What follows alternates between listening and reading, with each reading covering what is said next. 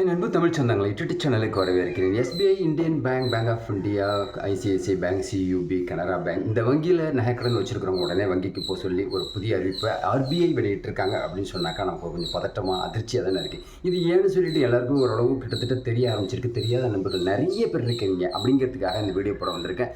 நகைக்கடன் நீங்கள் வங்கியில் வச்சுருந்தீங்கன்னாக்கா உங்களுக்கு இந்த பிரச்சனை வந்திருக்கும் அப்படின்னு சொல்லிட்டு புதிய அறிவிப்பு அந்த வீடியோவில் சொல்லியிருக்கேன். அது மட்டும் இல்லாமல் நகைக்கடன் புதிய தள்ளுபடி கிடைக்கிறதுக்காக நான் வீடியோ போட்டுக்கிட்டு இருக்கிற நேரத்தில் புதிய நகைக்கடன் வச்சுருக்கிறவங்களுக்கு என்னங்க பிரச்சனை வந்துடும் அப்படின்னு சொல்லிட்டு நினைக்கிறதுக்கு எல்லாம் எங்களுக்கு தெரியுது.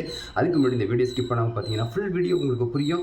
இந்த வீடியோ ஸ்கிப் பண்ணாமல் பாருங்கள். அது மாதிரி நண்பர்களுக்கு எல்லாருக்கும் ஷேர் பண்ணுங்கள். புதிய நண்பர்கள் யாரும் வேணாலும் சப்ஸ்கிரைப் பண்ணி யூடியூப் சேனலுடைய நெருங்கிய சொந்தங்களை எடுங்க. பக்கத்தில் இருக்க பெல் பட்டனை கிளிக் பண்ணிக்கோங்க. நான் அப்புறம் நோட்டிஃபிகேஷன் உடனுக்குடன் வந்து கிடைக்கும் நண்பர்களே. அதாவது பொதுத்துறை வங்கிகளில் நகைக்கடன் நம்ம வச்சுருந்தோம்னு சொன்னால் உடனடியாக நீங்கள் வங்கியில் போய் உங்கள் மேனேஜரை போய் பாருங்கள், அசிஸ்டன்ட் மேனேஜரை போய் பாருங்கள்.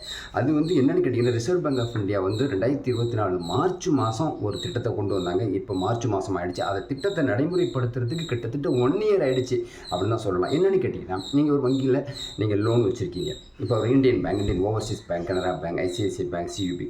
ஸோ ஓகே, இந்த 1 இயர் முடியும் போது நீங்கள் வட்டியை மட்டும் நீங்கள் கட்டி அந்த பணத்தை ரினியூவல் பண்ணிக்கலாம். உங்களுக்கு தேவைப்பட்டால் நீங்கள் மூட்டுட்டு வந்துடலாம். அப்படி இல்லைன்னா நீங்கள் ரினியூவல் பண்ணிக்கலாம்.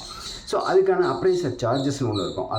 அதனால் ஒரு ரொம்ப பிரச்சனை வந்துடுச்சு. உங்கள்கிட்ட தானே நகை இருக்குது, நாங்கள் பெரட்டி வைக்கும் அப்ரைசர் சார்ஜஸ் கொடுக்கணும், நாங்கள் புது நகையை நாங்கள் கொண்டுட்டு வந்து கொடுத்தோம் அப்படின்னு நிறைய கம்ப்ளைண்ட் வர்றதுனால ரிசர்வ் பேங்க் ஆஃப் இந்தியா ஒரு புதிய வழிகாட்டி நடைமுறையை உருவாக்கியிருக்காங்க.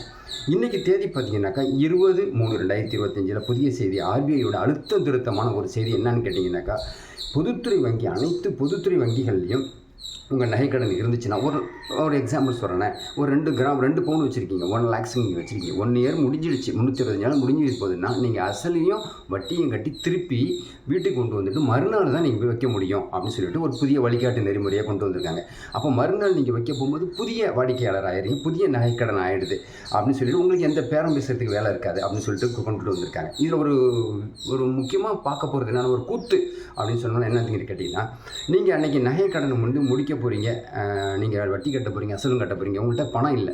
இப்போ இன்னொரு கோல்டு அதே மாதிரி 2 பவுனுக்குள்ள நகையை கொண்டுட்டு போய் அரவு வச்சு புது நகை கடனை அன்னைக்கு எடுத்துக்கிட்டு அந்த பழைய நகை கடன் இருக்கு பாருங்க, முதல் வருஷம் வச்சது, அதை நீங்கள் எடுத்துகிட்டு வரலாம் அப்படின்னு ஒரு விதிமுறைகள் கொடுத்துருக்குறாங்க.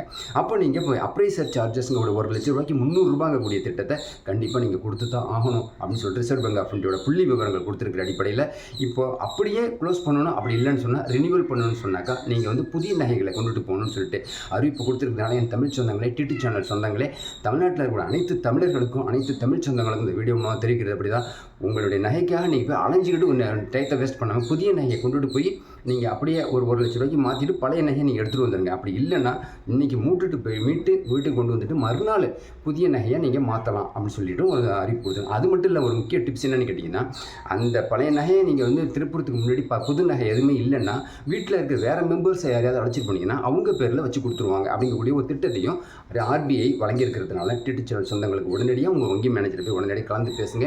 அப்படி இல்லைன்னு சொன்னால் அலைச்சலும் டென்ஷனும் ரொம்ப நிறைய வருது. வங்கிகளில் வாக்குவாதம் ரொம்ப அதிகமாக போய் கைக்கலப்பெல்லாம் வந்திருக்கு சில வங்கிகளில் அப்படிங்கக்கூடிய ஒரு செய்திகள் இருக்கிறதுனால டிடி சேனல் சொந்தங்களுக்கும் தமிழ் சொந்தங்களுக்கும் இந்த வீடியோ போட்டு கண்டிப்பாக அந்த வீடியோ உங்களுக்கு யூஸ்ஃபுல்லாக இருக்கும். இந்த மாதிரி ஒரு குழப்பம் இருக்குதுன்னு சொல்லிட்டு நீங்கள் தெரிஞ்சுக்கிறதுக்கு நண்பர்களுக்கு எல்லாருக்கும் ஷேர் பண்ணுங்கள். ரொம்ப பேர் தெரியாமல் இருப்பாங்க. இந்த வீடியோ பிடிச்சிருந்தா லைக் பண்ணுங்கள். புதிய நண்பர்கள் யாரும் சப்ஸ்கிரைப் பண்ணி டிடி சேனலுடைய நெருங்கிய சொந்தங்களை எடுங்க. பக்கத்தில் பெல் பட்டனை கிளிக் பண்ணிக்கோங்க. நான் அப்புறம் நோட்டிஃபிகேஷன் உடனுக்குடன் வந்து கிடைக்கும். நண்பர்கள் புதிய சிந்தனையோட மீண்டும் உங்களை சந்திக்கிறேன். நன்றி.